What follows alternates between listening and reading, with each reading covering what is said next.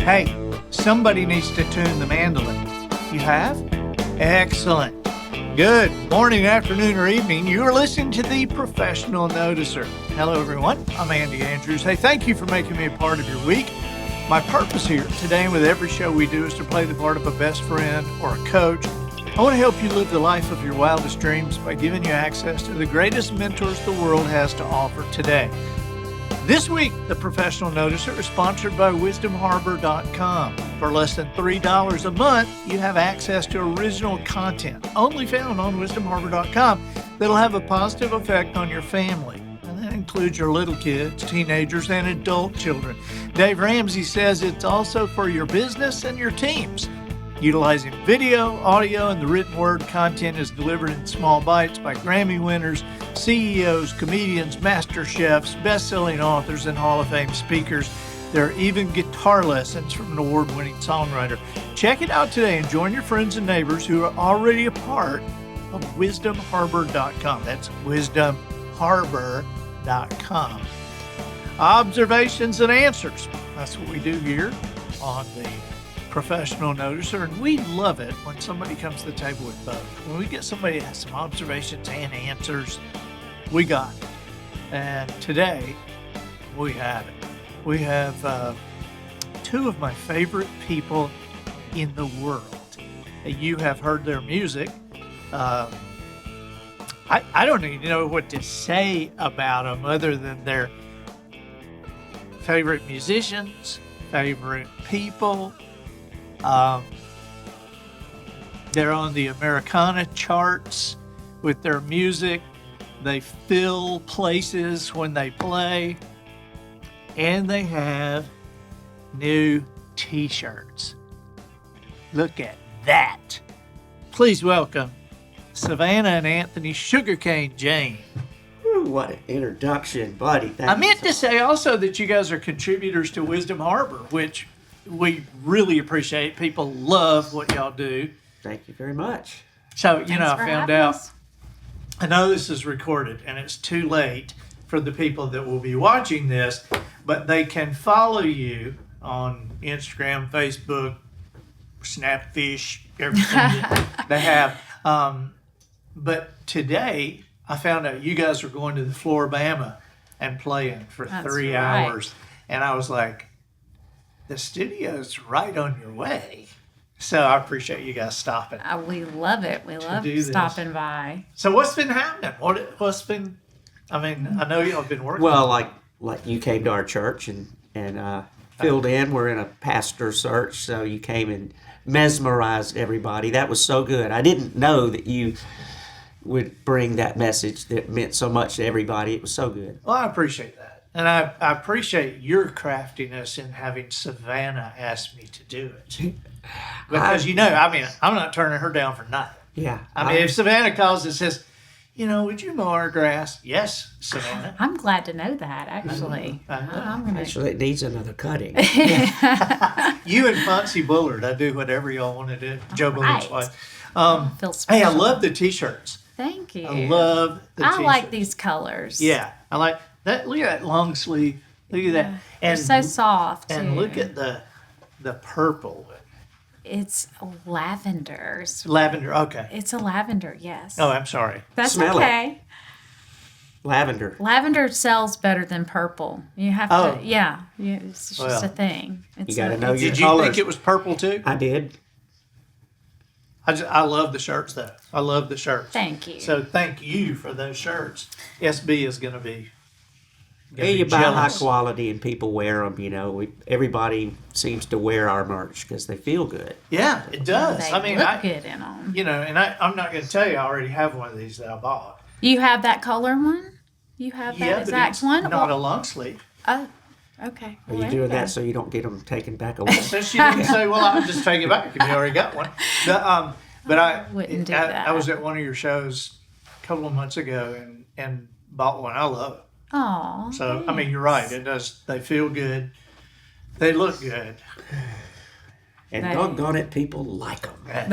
People like them. So, where were you guys before this?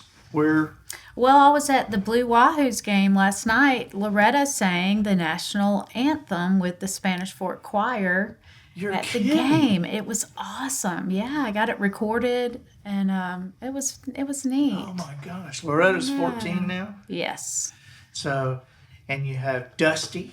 How old is Dusty? 9. it's 9 going how on old is- 21, I think. Yeah. I know. She's got her whole skincare routine. Is what she's into all Really? that. Oh yeah, yeah.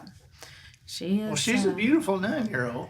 She's the boss, though. But I tell you what, let's see. And Levon is 12, and he Levon's is 12. just a basketball fanatic. I never really cared for basketball Well, until Anthony, you're 4 feet tall. that's right, So- 3'9". Yeah.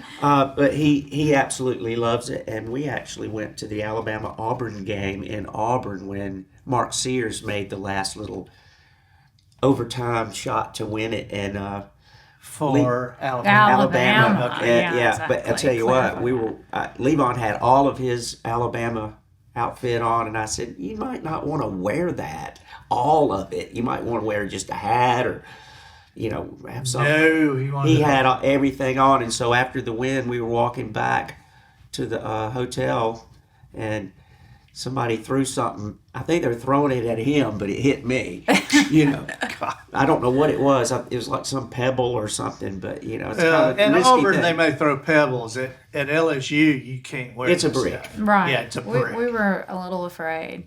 But he's been doing, at school, how they have the news in the morning, the Yeah. announcements and stuff. Well, nowadays with technology and everything, they actually have like a video, and they have these commentators, or I don't know what they're called, but they have all the different segments, and he does the sports segment. So Wow, what grade is Levon in?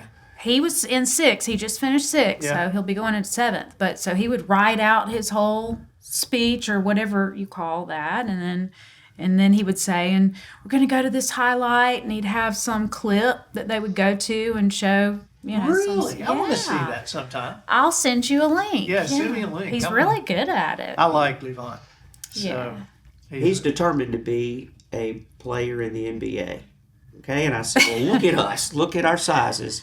But he is taller than Savannah now, and I mean, and he's got a bigger foot than Anthony now. Yeah, and he had to do something for school the other day, and he didn't have dress shoes that fit him, so he wore mine, and they were too small.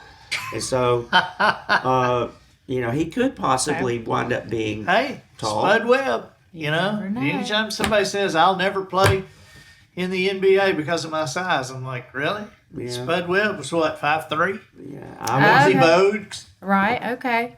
Well, his goal is to be 6'1", and he wants to be point guard. So even though he's like one of the tallest people for his age, he insists on playing point guard. So it's funny when you go see his games, and they're struggling to get rebounds, and Levon's out there like waiting for a shot for a 3-pointer. Wow. But yeah, he's got it all worked out. So, Loretta, is she the one that y'all have seen as musical, or are they all? Levon was musical. He was taking piano lessons at one time, and what was interesting about it was that when he went to take these piano lessons, he was really into what show was that he was into? Jurassic Park. Jurassic Park. So he wanted to learn how to play the theme song to Jurassic Park. He didn't want to start out playing like Mary Had a Little Lamb or whatever. He Right, started right. out with Jurassic Park, whatever that is. And they knew who we were and all, so they just kind of let him do whatever he wanted. And he wound up winning an award for Really? being like, Pianist of the Year. yeah. So His very first year. So he learned how to play that, and he played that, and he learned like the Star Wars theme song and some other things. he's in the top 1% of readers in the country, and so his brain can work good, but the basketball thing is just totally taking him for a left turn. I said, you got a better chance of owning a team than playing on one. But I think that he's determined, so we'll see where that goes. That's great. Yeah. That's great. Adam played football when he was in the 4th grade. And Adam has like this pain tolerance that is off the charts. Oh. And so Scary. he he was getting killed out there, and he would come in and go, I love this, Oh gosh! Wow. So I don't see how you could stomach that. yeah, and so he was in the 4th grade, and they're playing with 5th and 6th graders, and so some of them were twice his size. And after 1 year, he asked me, he said, Dad, is hunting season always during football season? I said, it is. He said, well, I'm not going to play pro then. I'm not going to that's play fun. pro. Okay. Yeah, right. Is this his Adam? Yeah, Adam. Yeah. Yeah. Oh, Yeah, and then Austin, you guys know what Austin's doing, playing and Yeah. singing. Austin, Do you still love to hunt? oh, he does. Yeah. He does. He was making those knives. That He were just- still makes knives, but his passion is that guitar and songwriting. It's a lot Yeah. safer. Making knives. Yeah. Songwriting is not usually going to send you to the emergency room. He's already been twice with the knives. Really? Ew, don't like that. Yeah, I hurt my finger, I told you the other day, and doing something with the tractor, and it just really makes you.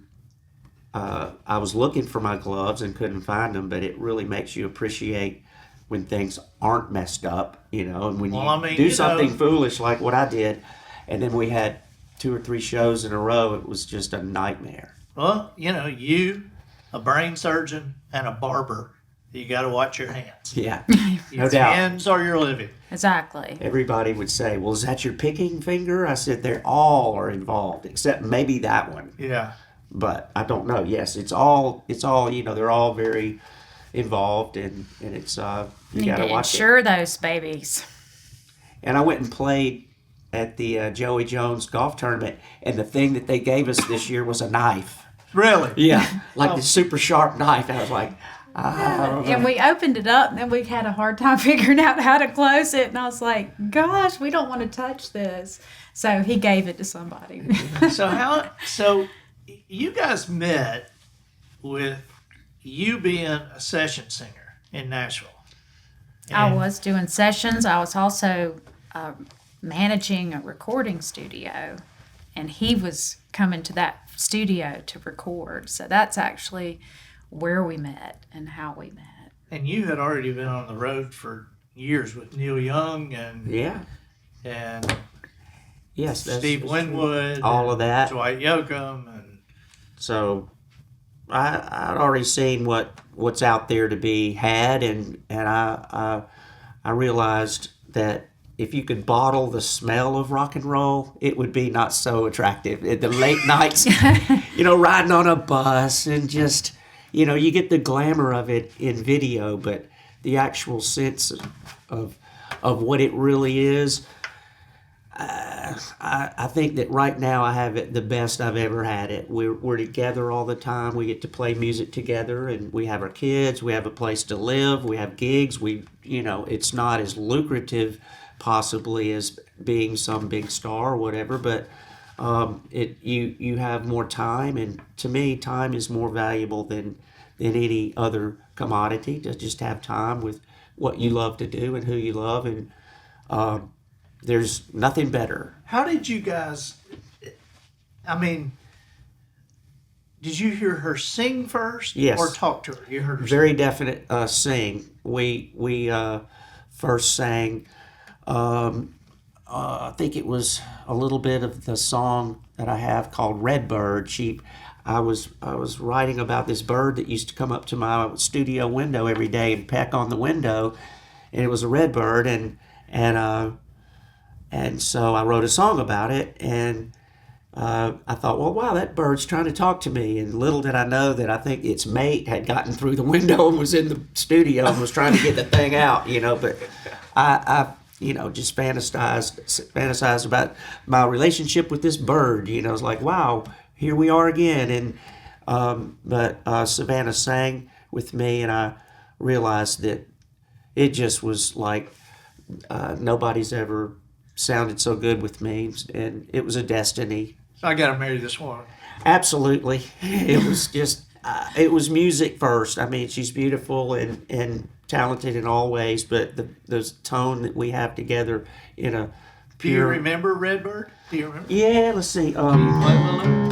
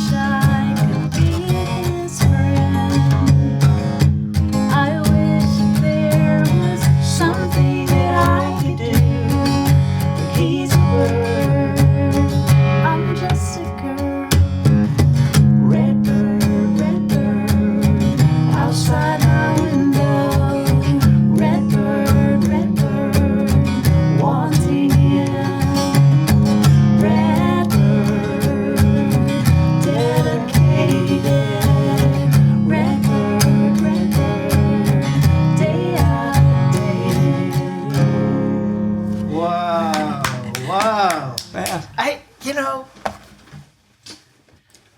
I was just gonna say, and Holly is like, she okay, talk about Anthony and Savana for like 10 minutes, because every time I hear y'all, I come in and I say, they're just my favorites. Oh, thank They're you, just Andy. my favorites, and I have to say, I know a lot of musicians. You do. That's a huge compliment. And I appreciate People say, that. because I started in comedy, and so people assume that I know a lot of comedians. I don't know a lot of comedians. Comedians don't work with comedians.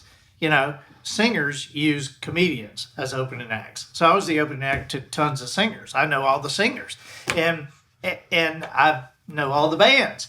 And I've got to say, and I'm not blowing smoke here. I've told a lot of people this. You are the best guitar player I have ever seen. Thank you. I mean, Andy. I'm just telling you.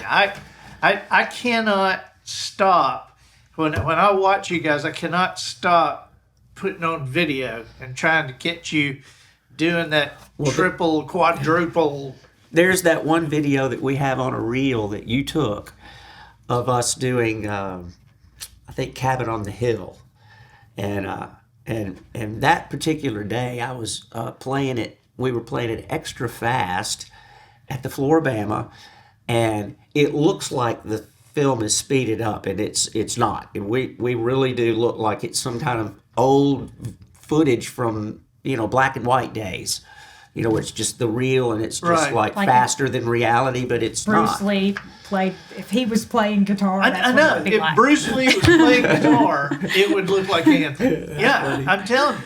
So it's like, how many songs have you written? Well, Savannah says 400. I think there may be a little less, but possibly more because of how. Probably more. So 400. There may be less, but possibly more. Because we found this big bag of DAT tapes, which have a lot of songs that I had never heard. So I know there's more. Well, there's also the format of music. Capturing music has changed so much, and it's made it to where if you were not tidy about putting your things into the new format, like reformatting everything, you could lose it. Now, there was a time between this, that, and the other where we were using VHS tapes Right. to either record or mix down your masters to a VHS tape. Right. And unfortunately, I have no recall of what happened to these tapes, but I had at least 20 VHS tapes that had 90 minutes of music on it. And it could be that some of it's crossed over, but I know for a fact that some of that music is just gone forever. And then we have all the cassettes that she's never listened to. So there's lots of music on there, but I think probably around 400 songs. But, whether... You have had songs recorded by tons of people. Well, I have one song in particular that was recorded by a lot of people: the Kenny Rogers, Lee Greenwood, the Nitty Gritty Dirt Band, Lori Morgan, Billy Burnett, Rich Boys. Oak Ridge Boys, and Sawyer Brown, people like that, Black Hawk. What song was that? With Sawyer Brown. With that, all those people recorded. Oh, Soldier of Love. Soldier of Love. I think you were playing Soldier of Love one night. Yeah, I think you guys were doing that, and I called Joe Bonsall, the tenor from the Oak Ridge Boys, and I said, "Listen to this." He goes, "Who is that? Who is that?" I said, "It's the guy in his voice. This guy who wrote it." He goes, "No way." Yeah, that's neat. Well, we met them through Buzz Kaysen, who recently just passed away. And Joe just passed away too. he did. Yeah. This has been, It's been a rough year or two. Oh man, Lost a lot of friends. Yeah, for Dwayne Allen. I saw Dwayne recently, and his wife died this year. Joe died this year. William Lee Golden's son died this year. It's been a tough year for them. Yeah, gosh. That's hard to hear. Buzz passed. So. What is your favorite song that he has written? What is your favorite song that he has written? And then what is your favorite song that you guys do together? Gosh. It may be the same one. Favorite song that he has written. Oh. Well, I like that For All the Right Reasons. I always love that song. Yeah, but that's a difficult song to play. We're not doing it right now. Right? Difficult? Well, I'll What's play difficult for the best guitarist on the planet? That's what I'm saying. I'll ask for him to do this, and it's always, an issue. So I just stopped asking him to play. But you asked me what my favorite song was. For All the Right Reasons? It's called I'll For play a All little the bit Right of it. Reasons. She likes it because it has this guitar lick in it, She used to like baseball players now.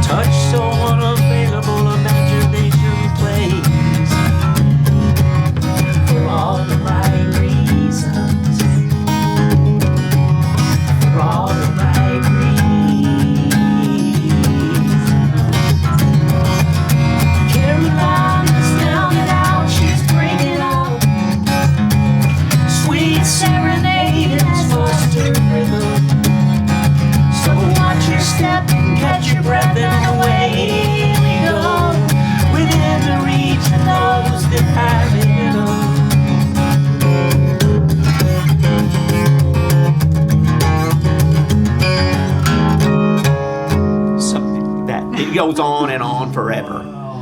Wow, I love it. And you got to really just sing out when we play it. I sing out and everything. I feel like I'm going to break the microphone singing. Now, you're not going to break the microphone. He's got his hands on it. Okay, good.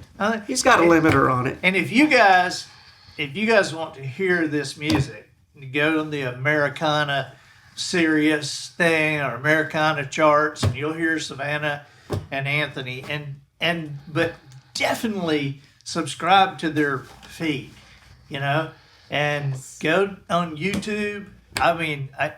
But definitely subscribe to their feed because you need t-shirts, you need music. The whole package. So that's your favorite. Now, what is your favorite that y'all sing together? That we sing together. What's your favorite that we sing together? I tell you what, I sang this with Nicolette Larson at Jamboree in the Hills in 1990 something, and it's out on the internet. You can go watch it. But it was 1980 something, maybe 1980s.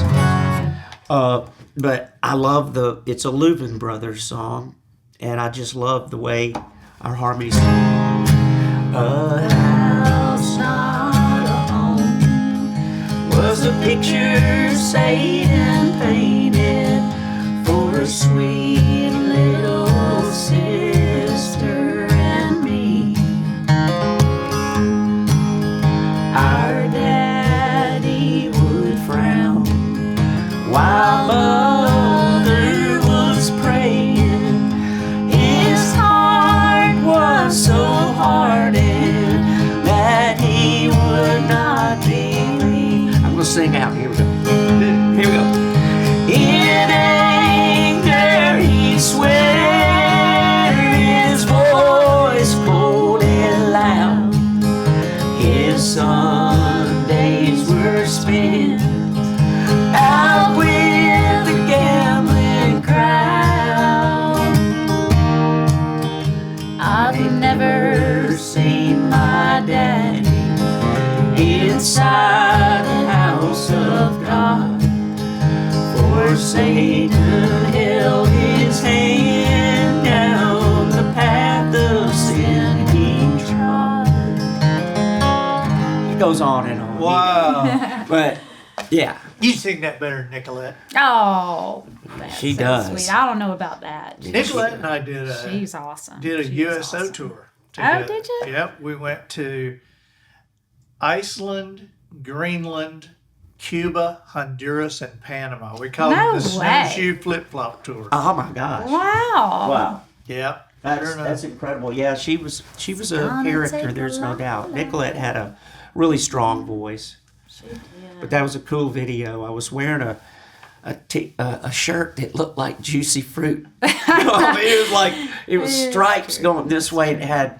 It was just the most ridiculous shirt. Now I wore that shirt a lot. Really? Yeah, I remember. I saw on YouTube, didn't I see a young Anthony playing the violin with Steve Winwood? I did. Yeah. Royal Albert Hall. That was the famous moment when I was backstage, and I normally don't drink red wine, but before we had played maybe 4 or 5 nights in a row at Royal Albert Hall. It was quite a run, and on the last night, I guess I was just feeling pretty cocky, so I thought, well, I'll just have a little glass of red wine. I'm here with Phil Collins, and I was calling him Bill. You're calling Phil Collins Bill? Yeah, and he liked it, Bill, can I? Anyway, so I about 2 glasses into it, I'm thinking, I feel like Otis, I'm starting to think, uh-oh, this is trouble. So we went out to play, and there's a song called Split Decision, and I'm the one that kicks it off, or it was, I don't know what happened, but I played it a half a key sharp or flat from the band, and it was just... You don't know what happened. Red wine's what happened. That is correct. Yeah. So that was funny. We had to just start the song over. So that was bad. Royal Albert Hall. In London, yeah. Where was it that you and Paul McCartney had the conversation? That was at Hyde Park. Years later, that was with Neil Young. I was playing the piano part of A Day in the Life. We used to end our show with A Day in the Life. And I didn't get the memo that he was going to join us. So I'm sitting there playing, and all of a sudden I see him, and so it just blew my mind. But after we were through the show, there was a little courtyard area behind the stage, and I always just wore the clothes I had on, for the day. That was my rig. Well, I just wore it, and so I was standing out there by myself, and all of a sudden I find myself like this close to Paul McCartney, standing there, just me and him, and it really took my breath away. It was really? The moment just kind of sucked the air out of my mind, because normally I'm a very talkative person, would talk to anybody about anything. So, but him, I was like, I couldn't get anything out. He just went, hiya. And I said, hey, Paul, and the only thing that came to my mind to say was, remember when you were with the Beatles? that thing on Saturday Night Live? Remember that time. Remember when you... But I didn't say that. But honestly, it would have been just so me to just go, hey, man, let's write a song together. Nobody, or something. Yeah, because somebody asked you that, and that would sound like you. I would love it if they wrote a song together. Well, You and Garth Brooks wrote a song together, and then she didn't even know about it for years. I tell you what, I grew up listening to Paul McCartney and following his musical ability. I learned how to play drums.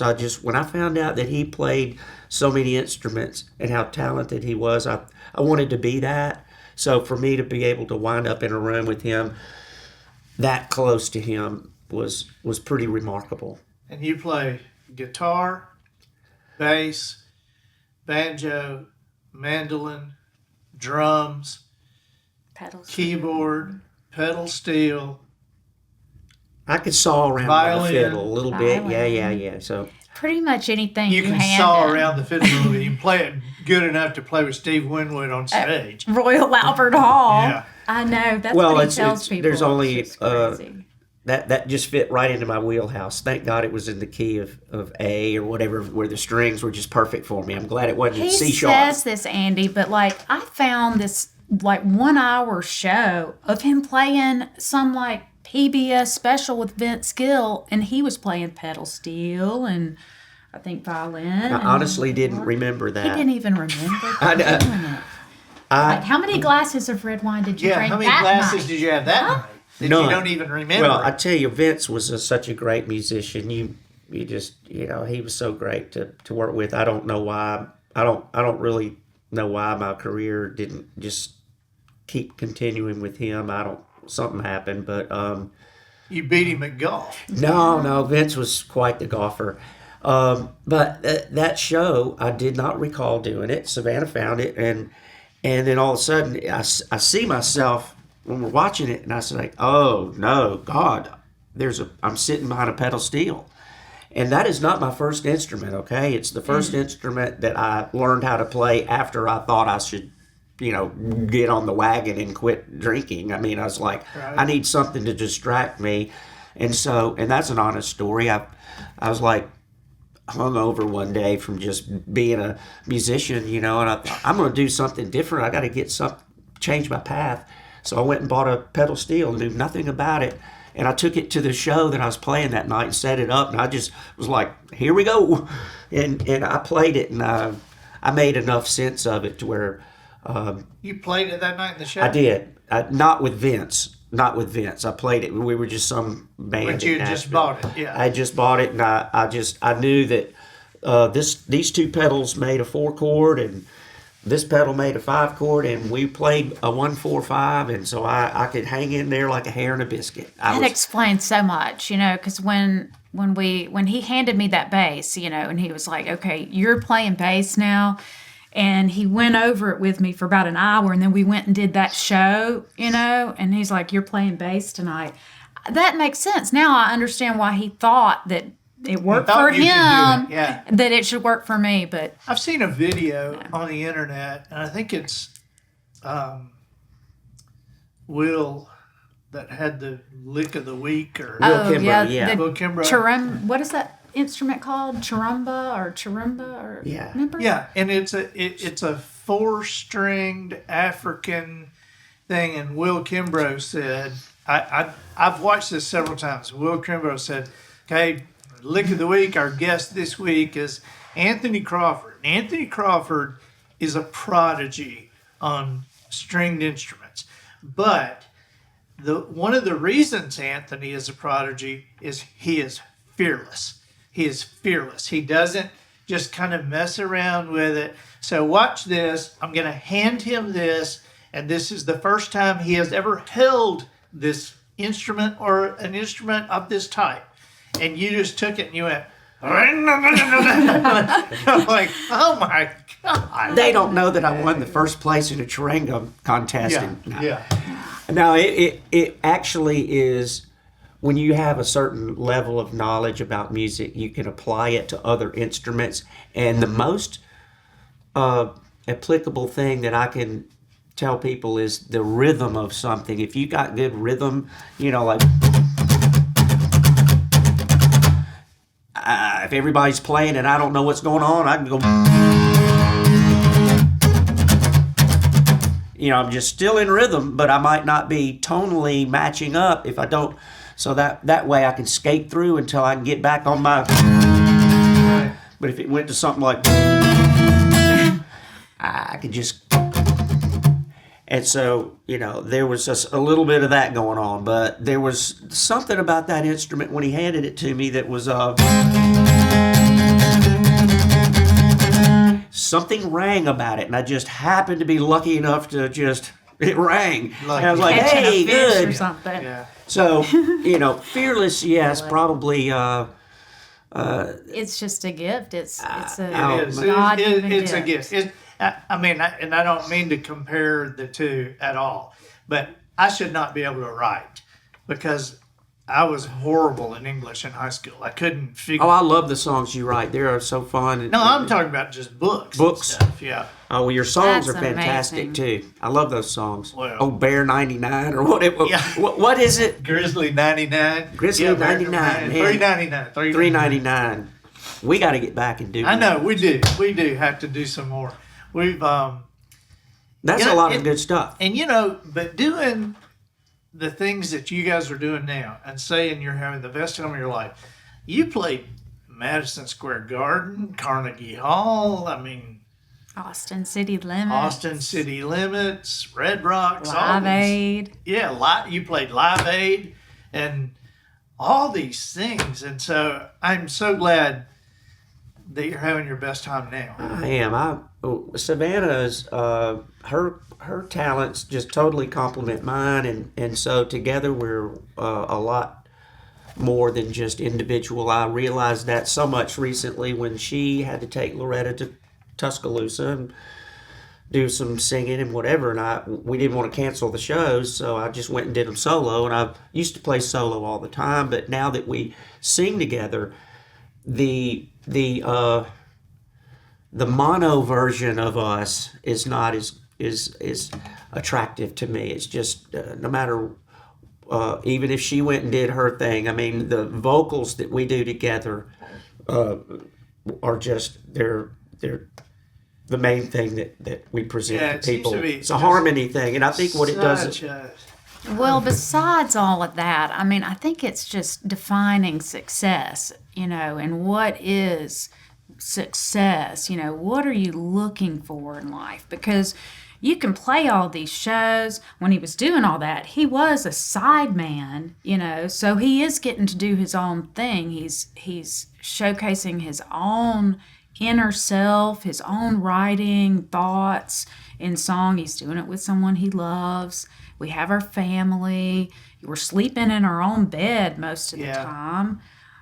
We live at the beach. It's beautiful. We got the property. And so, I mean, what else do you want? I mean, money is great and all, but, we have everything we really want. So I'm not sure what else money. You have everything I want. You got a house right in the middle of 10,000 acres. Well, we got that albino squirrel out there that you want. I saw a turkey the other day. Did you really? Yeah, I did. I'm telling you, I know that you were looking for that. There's a total black one out there, but I saw a total white one. A white one. It had black eyes, but it was the body and the whole thing was white. But I've recently seen these woodpeckers out there that are huge. Those affiliated woodpeckers. Yeah. We've got several of those. Pretty. But Savannah and I recently started working on that book that everybody's asked me to. Man, you should write a book. I'm very excited about it. We have the shell of it going, but through your encouragement and Savannah to add my little stories that I have. I mean, what's an autobiography without your stories? He's got so many, and I tell you what, some of them are going to be shocking. They're going to be. And we needed to ask you the legality of that because some of them are not so, not so made for TV. Hey, but that makes for interesting reads and interesting stories. And anybody that really has a great book, I mean, they got to tell all, right? You got to tell it. I mean, you're only going to do one autobiography in your life. Right. And then move to an unknown address. Change your number. Hey, what song is that? I don't know the name of it, but I love it when y'all doing it. It's something about the stars and Silver Stars. Silver Stars. Can you do a little of that? Yeah, let me do a little bit of that. And sing out. Okay, I'll sing out.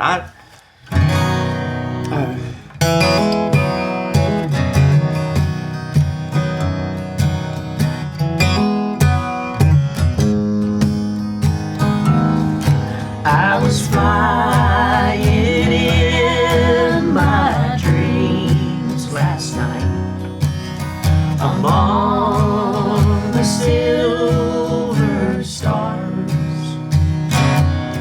and I felt my heart turn to gold, though I never heard a sound. Spirits fill the city, though never spoke a word, and love was universal, as graceful as the dove. I was flying in my dreams last night among the silver stars, and I felt my heart turn to gold, though I never heard a sound.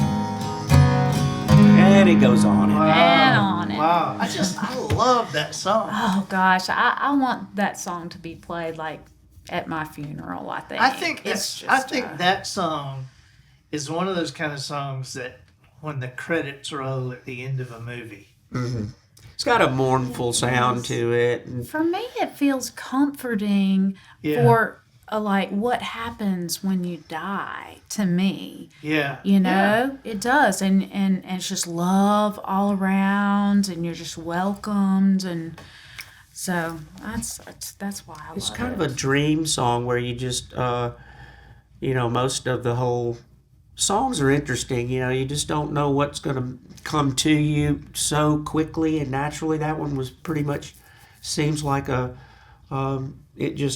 flash of here it is, and you've got it now, and it's go figure out what it means. Yes, it's yours to present to the world. Some songs you don't have to work at them at all, and that was one of them. There's just a magical atmosphere, and the molecules around you at the time you write something like that. Just every now and then you just really are in the midst of either a Holy Spirit or some sort of something that just hands you something. And other times I've got songs that are really pretty good, but I've struggled to finish them for years. Really? And maybe you dig in your archive of notes and everything. It's like, I love this song about a sidewalk that needs repair, but I can't seem to, I don't know. I can't get past the sidewalk that needs repair. But I know it's going to be a good one. And it's still standing there. That is correct. Oh. Hey, wait the breakthrough you needed. Yes, it is. And now they're walking there. There is one. There's two covers that y'all do. Y'all don't do many covers. I mean, that's just the mark of a hugely successful musical act. To me, nobody wants to hear you do covers. I mean, they've got a couple they like to hear, but they want to hear y'all songs. They want to hear your original songs. Man, we're fortunate that way. And so, but I love California Dreamin', which we've posted that, and that is just. And I'm going to ask y'all to do just a moment of it, if you don't mind. I love that video, and I don't even know where it is anymore. Well, I've got it. You've got it, but the kids were just so little, and I was just so multitasking during that video. Well, the way it came about, you guys were over at the house one night, and we were eating out on the back deck, remember? Oh, yeah. And you had Austin bring his guitar, and Austin was like 12, and you just took it and you just went, "Oh, the leaves are brown," and then you started, and we were like, it was like a moment. And so I told people about that, and then we were on a vacation with 3 other couples, and I was telling them about it, and I said, I'm gonna call them and see if they'll just set up their phone. Anthony goes, like, now? Yes, Anthony, now. It just like set up my phone. We got the babies are all around. That's okay. And it turned out to be the greatest it's video. Very special, yeah. I love the video because the kids were so cute and little, and I had the little, the cylinder box of like those air puff snacks, and I was just like feeding them like little parrots or something to just keep them occupied. It's one of the only times we've ever had them cooperate with us. Well, they weren't really cooperating, but you were dealing with it. We navigated through it without any kind of... With food. Nobody got hurt. With food. And it still hasn't changed. Because Loretta... There was something, Loretta, you're holding Levon or something. He reached out and Loretta goes, "Hey, buddy." Right in the middle of it. That's so cute. Hey, buddy. Oh, yeah. You live for those moments. Yeah. Do just a little bit of all it. Right. Can you All do right. just a little yeah, bit? now, capoed it up for you.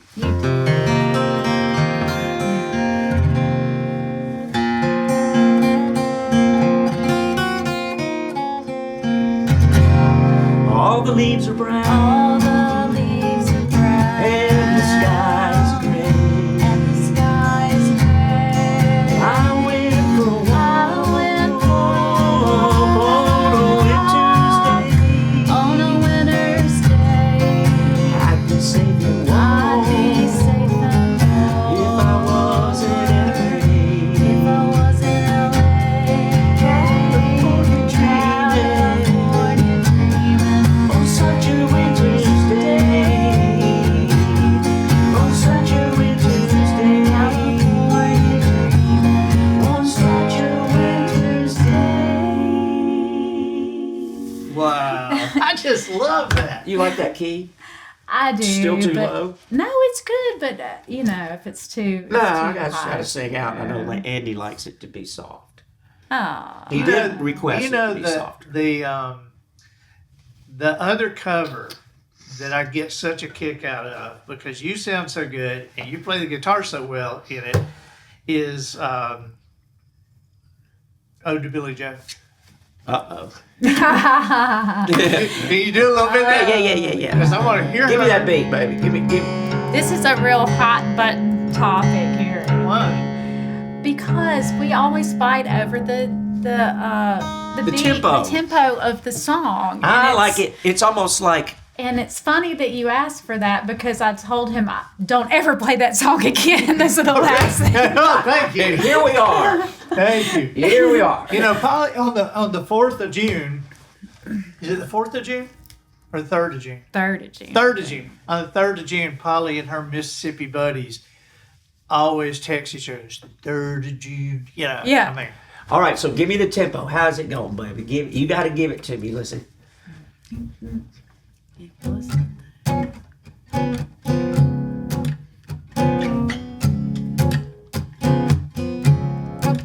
It was the 3rd of June, another sleepy, dusty Delta day. I was out shopping cotton, and my brother was baling hay. Am I in? Then at dinner time, we stopped and walked back to the house to eat. And Mama hollered out the back door, y'all remember to wipe your feet. And then she said, I got some news this morning from Choctaw Ridge. Today, Billy Joe McAllister jumped off the Tallahatchie Bridge. Papa said to Mama as she passed around the black-eyed peas, Billy Joe never had a lick of sense. Pass the biscuits, please. There's 5 more acres on the lower 40 I've got to plow. And Mama said it was a shame about Billy Joe anyhow. It seems like nothing ever comes to no good up on Choctaw Ridge. And now you tell me Billy Joe's jumped off the Tallahatchie Bridge. Perfect! that is just great. You know what? You weren't playing the bass. Oh, you blaming it on me? Yeah, I'm getting that. Okay. Oh. Oh, yeah. Says who? You, yeah. Otis and Barney. Yeah. You, yeah. Yeah. Who's going to do it? You? Yeah, me. You weren't playing. No, that was So- good. Then I have no control. No. If I'm not playing the bass, I have no control. Hey, I know when we're headed off. I'll sit there. I'll go. Don't you? She'll start looking down at my feet, and then all of a sudden she'll be like, and I'll be like, what? And he notices, see, this is just it. He notices and he knows that I want him to speed it up, but he won't do it. He notices and then he'll just keep Well, it's on like driving doing a it. tractor. You can go He'll from say, third to fourth, he'll but you say, can't go from no, fourth he'll to say, you third. can't do that. But then the very next song, he'll speed it up or slow it down if he wants to. You do what you want to do, but you better do what Well, Mom we've wants enjoyed to the do. afternoon, Andy. Mama. Yeah. See, we'll never play It's that a- again. And then this corner. And in this quarter. Y'all saw it, didn't you? Right? Well, he played it right that time. So the song "Traveling Girl." Now I got to tell you about "Traveling Girl." I'm gonna tell you something about "Traveling Girl." Oh, good. I heard y'all play this for 2 or 3 years, and every time I'd hear you play it, I thought it was a cover because it sounded so familiar to me, and it was just Oh, do tell. it really. I mean, I just love that song, and love those high harmonies and I thought, and so one day I was up here and I was telling Matt about it, and I said, hey, I need to find out who did that song. Who did that song? And so I Googled it, and they're the only ones that ever done it. Mm-hmm. And that's nice to hear. Yeah. Does you it do a little bit of that? Oh yeah. We will do a little bit of that. Let's see. And this is another friend of mine, Charles Court, that we wrote this song together, and he's no longer with us. I've this is my friend Buzz that I wrote songs with, and Charles, and it was like, nobody's going to want to write with me anymore. Because all my songwriting partners have... Everybody's dying. Yes, but it goes like this.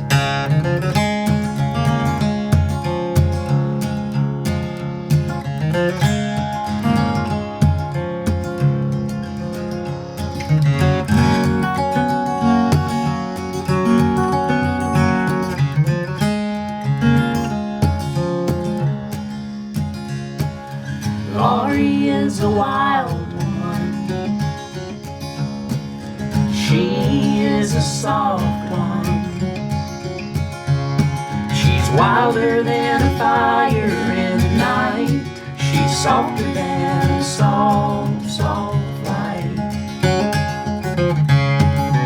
Laurie is a traveling girl, and she says she's been to London, been on up to Scotland, where even the Italians were trying to love on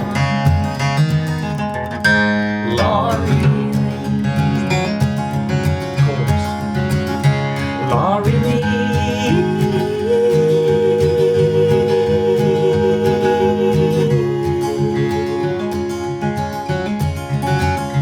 Laurie Lee.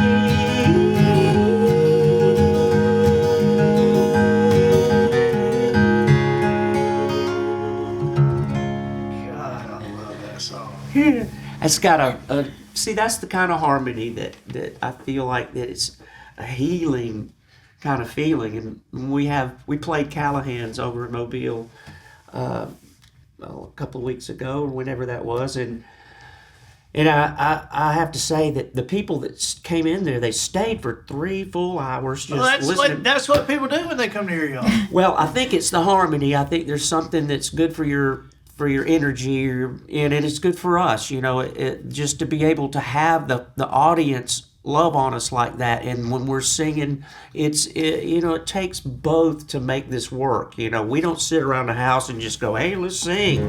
The opportunities to rise and levitate a little bit with the energy is the launching pad, is the audience. And if the audience is into you and showing you some respect and love, there is really a feeling of levitation to the musician, and I mean that absolutely. And every now and then you get that. There is something interesting, and I don't know if you would notice this or if you would even admit it to yourself, because you guys are way too humble for my taste. I'm just like, come on now, step out here. But I think if you haven't noticed this, it's worth noting how many times people stay for 3 hours. And they have the Frank Brown International Songwriters thing every year, and that lasts however long it lasts, but there'll be 100 songwriters in here. And so Austin got invited last year, and so Austin nice is on one of the panels that, like they usually do. They'll put 3 people up in the listening room, and there'll be an hour. You sing a song, you sing a song, you sing a song, you sing a song, you sing a song, you sing a song. One more time, that's the hour. And so, but everybody goes in those 3s except Sugarcane Jane. They put you guys in there for the whole hour, and it's the hottest ticket of the festival. Well, that's we don't play well with others. That's not true. I don't know why they do that. Even though we write the songs and we're presenting our show, I think that it's just the fact that we're entertainers, and so in other words, along with the songwriting, I do not normally say, hey, well, I wrote this song because of this, that, and the other. I don't usually go into an explanation of what it's about. However, the comedy that we have together and just the vibe, was it the Washington Times or one of those people gave us a fantastic, quote review of us, like we're the June and Johnny and June, the modern day or whatever, and that's like a very large compliment. Yeah, I could say that. And because we love each other, and I think our whole presentation together is what it is, and so the Floribama or the Frank Brown, I guess they recognize that, especially with Joe Gilchrist being such a fan of ours. We really never knew it and how much he cared about us until we started looking around and seeing why nobody else gets to do this. Right. Yeah, but ever since we came down there was very few times that we ever played in a round. Mm-hmm. And when we did get to play in a round, it was in a good spot, like with Even Stevens or some huge songwriter. Right. Which is kind of weird because they got all these hits and we, You are a huge songwriter. Well, I mean, I think that I appreciate that, but a lot of songs that there's a lot of songwriters out there that have songs that should be recognized, but they're not. Just the recognition part about it is one thing, but does not define whether a song is great or not. Right. And I think, but the delivery that we have is honest and pure and direct, and it's recognized by them, and that's why they I always thought the difference between Anthony and like myself or any other person that's trying to write a song, if you got a cut by Steve Winwood or Dwight Yoakam, I'd be playing that song every night. You know what I mean? I'd be like, hey, this song I wrote with Dwight Yoakam. And then he wrote one of Garth Brooks and don't even remember to tell you. Yeah, and so he doesn't ever play the songs that had all the recognition. We play what we play because they fit Sugarcane Jane. And so he doesn't care about all that stuff, It's just like bizarre to the songwriting world. All these songwriters down here, I know what they're thinking. If they had a song, they would be playing it. Well, I'm going to play them today. Are you? You dadgum right I am. Yes, ma'am. I'm going to start playing them. Well, do it. I will not today. You got to remember them. the ones that I wrote with Steve Winwood are his musical input to it was Steve put the music together, and for some reason he asked me to write the lyrics, and especially when his father passed away, and Anthony was very close with Steve's dad, but I thought it was so unusual that Steve asked Anthony to write the lyrics to this song about his dad. And so he did. Yeah. And next time we come in, I promise you, I will bring those. Take it to the final hour. Yeah. It's on a... Beautiful song. That's what the name of it is? Take it to the final hour? Yes. It's a fantastic song. And it's on his About Time CD. And there's another one called, what was the other one? As I Walk. As I Walk. So... Walking On. Walking On. I forget how he titled it, but those two songs, I was asked to come over to his place in the Cotswolds, and I stayed over there for a couple of weeks and wrote just lyric after lyric. And you got to understand, you're looking at a guy who struggles with lyrics. I'm mainly just a music guy. I could just I'd make music up all day long. Lyrics. You struggle with lyrics? I do, even though when you hear it, you go, oh, I could... Comparatively to his guitar playing. Listen, the way I've written most of my songs would be that I would go in there and I would start out with drums or something. I always started with drums for some reason. And then I would add a bass or a guitar, and then I would build this piece of music. And then I would get some headphones on and play it. And the very first thing that came to my mind, I would start singing that. And I could sit there with the tape machine and stop it and think about it and go, yeah, that goes good there, and do it. And so I would do that for the whole thing, and then I had no preconceived notion of what the song was about. I didn't sit there and write it like you said, if I only had another minute, I'd get back at her. or anything like that. I didn't have any idea. Just piecing it And that's together. piecing it together, and lo and behold, 15 to 20 years later, I wrote all these songs. She kids about it. She kids about the fact that I wrote all these songs about her, and I didn't even know her. Didn't even know her. But Yeah. they applied I to have to because they were about other women. No, so they I weren't. Have to, No. have to act like they were written for me. You hush.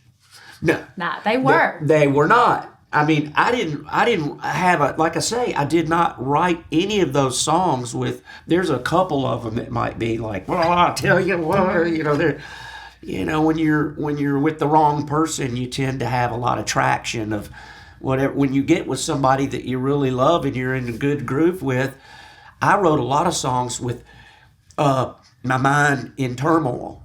And I found that was the easiest way for me to write, was to be like, have a fire lit under me. Really? Yeah, but occasionally you get off onto writing something that's not like that. But there are multiple songs that I really do believe that I wrote them prior to knowing Savana, but they apply to us so deeply that they are our songs. But that's the way things go.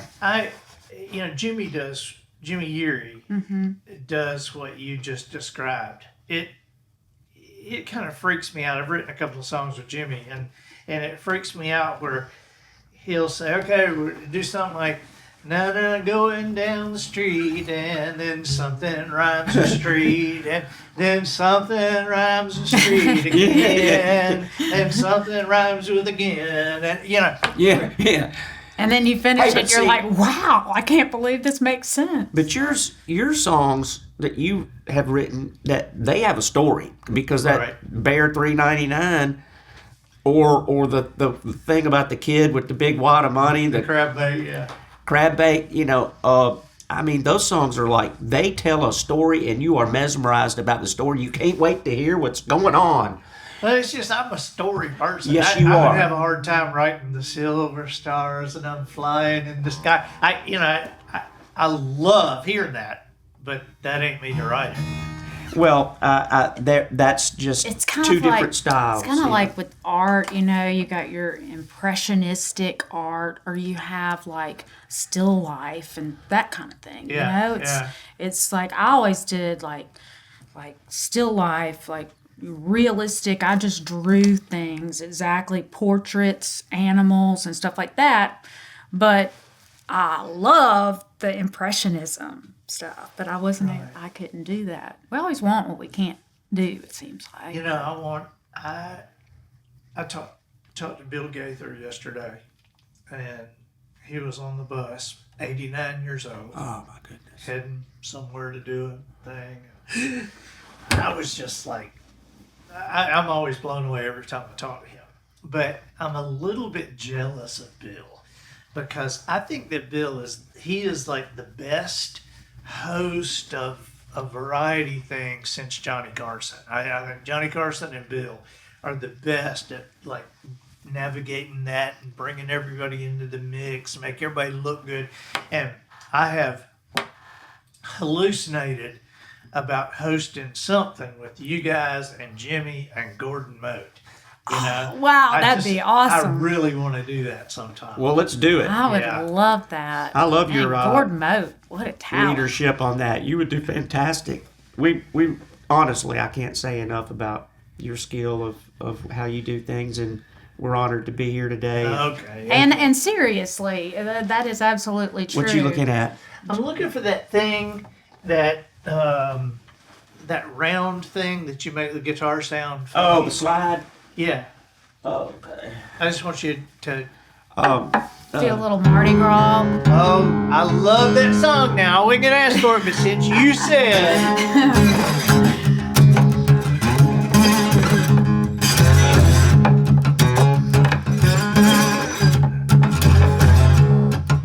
All ye rambling and gambling boys, wherever you may be, listen to my story and a short bad company. I know I've been a curious lad, and I know I've broken the law, but I'll step out and hear them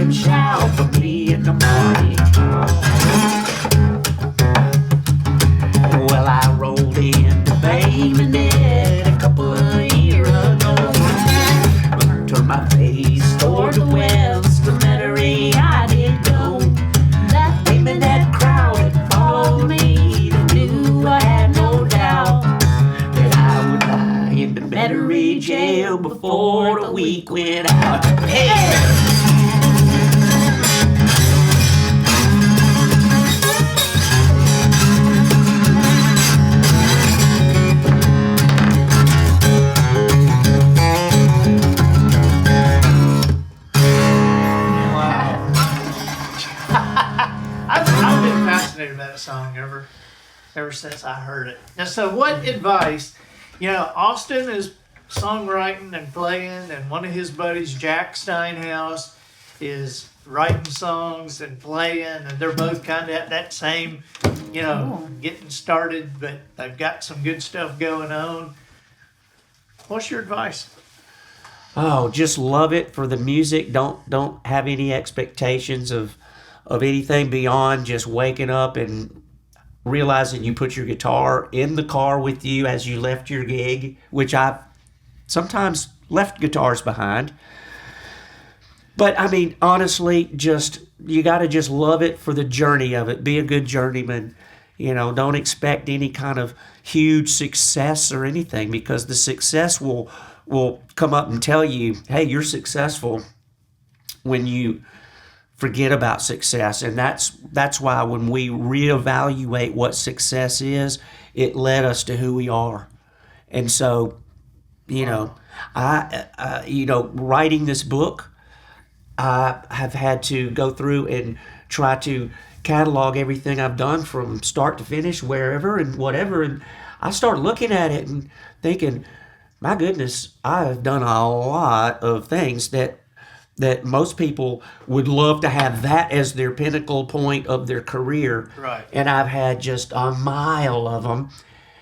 And I never asked anybody for really a picture. I wish I had just gotten a picture with everybody that I rub shoulders with. I mean, I've got a picture of me on the bus with the dude in the Eagles, Joe Walsh. We were playing a show over in London, and he came on the bus. And so the guy taking the picture, I said, hang on. So I turned around and faced the other way. So it was the back of my head and Joe Walsh. And I thought that was funny, But there's that kind of attitude. I just always thought, I never looked at anything as the peak of my moments with music. Right. I knew that was not going to be the end of my road. So I always treated it like I had plenty more days ahead of me. Well, you do. And that's right. That's and what I do. tell Austin, and which he probably does this anyway, but no matter where you're playing, just imagine that you're playing at the most magnificent place that you ever would want to play, whether it's Grand Ole Opry or just Glastonbury or whatever it is, and sing like you're singing. Yeah, sing to the back of the room, and yeah, he's got something really special going on with him, and we watched several of his videos, and I just think that he's so young. He's doing more than I was doing. I don't know how old he is, but I think probably by the time I got to Nashville when I was 24, I just somehow got hooked up with Sonny James. Well, for Opryland, Sonny James, then Neil Young, and then it just blah, blah, blah. It just went on down the line of me being a sideman to all these people. But Austin's out there doing his thing himself, his music. And he's so personable. I mean, he's such He sure great- loves you guys and very grateful to y'all. And I am too. I appreciate it. And I'm glad you guys found out who you are, because we sure love who you are. Well, that's nice. Well, of you that's to the say. easiest Thank you. person to be is who you are. I think that's the other thing to tell Yeah. them. Always just be who you are. That's people can sniff out a fake, or if you're trying to act like somebody, I'm gonna be cool and just do it. That just never works. You just have to be yourself, and if you can turn that knob up a little bit on yourself, Yeah. your own personality, turn that up. But that's all. You have to be yourself. Thank y'all for being here. Absolutely, Andy. Thank you, my Man, brother. I just thank y'all you so so much. much. You are so inspirational Well, to us. y'all are just the best, and I love your stuff on Wisdom Harbor. We got to get some more. I gotta add some more content. I apologize. I apologize for that. Okay. I mean, ultimately, you're pretty picky about your video quality. So you're going to have to come to the house and get it. Yeah. So. Okay. We will. But, I mean, I've got content, and I'm always willing to make some up with you or whatever, but all I need is guidance. All right. Well, I'm a loose cannon. I'm a loose cannon. All right. Well, thank y'all. Have fun at the floor, man. We will. We will. I'm Andy. Don't leave. Oh. Don't leave. I got to finish. Okay. I'm Andy Andrews, the professional noticer, Absolutely, you are. harnessing common sense and wisdom to plow through challenges all the way to an answer for you. And I think that'll do it for this week. Get us out of here, Matthew. So, ladies and gentlemen, and to the boys and girls who aspire to become ladies and gentlemen, we have reached the end of another episode of The Professional Noticer. In a world where common sense has become a superpower, I'm harnessing that tiny bit of mental energy I have for you, seeking wisdom, making observations, and endeavoring to answer tough questions in a way that will empower your family and your business. I'm Andy Andrews. Until next week, goodbye. This episode of The Professional Noticer was produced by Matt Limpert. The Noticer theme, written and performed by Sugarcane Jane. Sugarcane Jane t-shirts for the cast and crew provided by Twinkle and Smoke of Beverly Hills. Additional financial consideration provided by the American Association of Tealgrass Musicians. Do you have friends or family members who are bluegrass music aficionados? Do you love bluegrass as much as they do? Do they thrill to the sound of Bill Monroe? Do they worship at the altar of Flatt and Scruggs? Do they watch the movie Oh Brother, Where Art Thou just for the music? What about you? Are you as crazy a bluegrass fan as your friends? Not so much, you say? Then you need to become a part of the American Association of Tealgrass Musicians. As you know, teal is only half blue. And of course, tealgrass music is not quite the twangy banjo songs your friends love so much. Tealgrass music only twangs a bit, like Alison Krauss or the Nitty Gritty Dirt Band. Tealgrass music combines bluegrass and regular music to present a more palatable sound experience than Foggy Mountain Breakdown. So join today and support the effort to dial down the Appalachian influence and add a bit of normalcy to the blaring chimes of bluegrass. That's the American Association of Tealgrass Musicians. More bang, less twang.